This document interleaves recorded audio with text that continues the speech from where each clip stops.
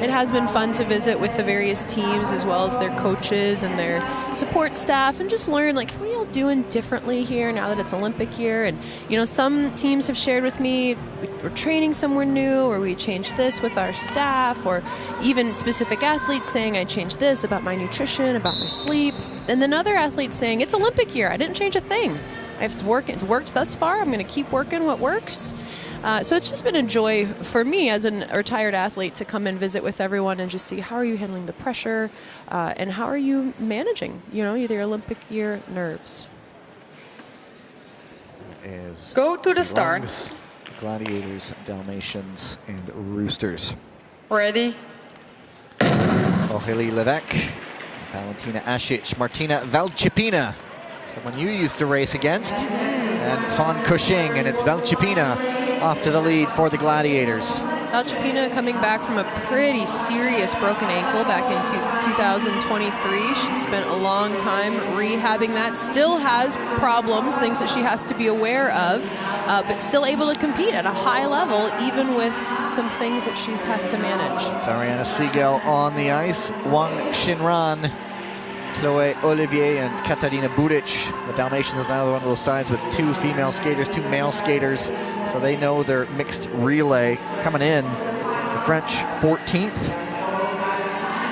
the Dalmatians 8th, the Chinese 2nd. They picked up a win in Montreal, and now it's Andrea Cassinelli on the ice for the Italian Gladiators. Italy sitting in 11th in the mixed relay standings, but of course they know their Olympic spot is secured. Cassinelli, guy we've only seen deployed in the relays, and he'll give way to Pietro Siegel.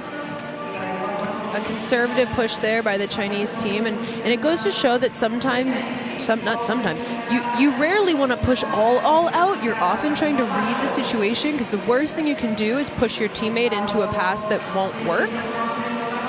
Or to push them into the corner at a trajectory or at a speed that they can't maintain. Phil Coq on the French Rooster side going back to Aurélie Levesque, and right now Valchipina and Fawn off and away, but it's Fawn, the 5-time world champion in the 500 meters. She's the veteran on this team, and I told her the other day after practice I thought she looked so good, and she said, Katrina, I'm getting old. So she is a veteran. She's been around. She's earned her stripes, though. She's a tremendous performer, and now showing the new generation how to succeed. And it's close quarters now. Cassinelli coming back in, and they get the lead on the exchange. A good pass back by Shaolin here. It is it's his 30th birthday today. Liu Shaolin. Well, there you go. You're on top of these things. Talk about veterans. Well, he mentioned it. And he's one of those guys who we've only really seen in the relays this season. That's right. He and his brother both agreed as, wait, what's different about Olympic year? They said there's always more training, more. So higher volume, higher intensity, and hopefully higher results. And Lin Xiaojun showing exactly that. They'll take this one, Pietro Siegel, and it'll be the Roosters up for 3rd ahead of the Croatian Dalmatians. And no flash points in that one, just the 2 teams showing their pedigree off the front.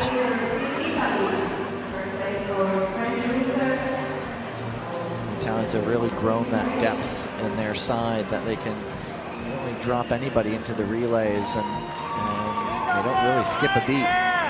The Italians have a really nice training setup right now. So their home base is in Bormio, but they do training camps. They do like 3 weeks on, 1 week off. And it's really great balance for athletes because they come together, they train hard, they push each other, and then they get to go back home just for a moment, just to focus on taking care of themselves, do a little bit of their own training, stay in touch with their families. Martina Valchipina here has a family, she has children.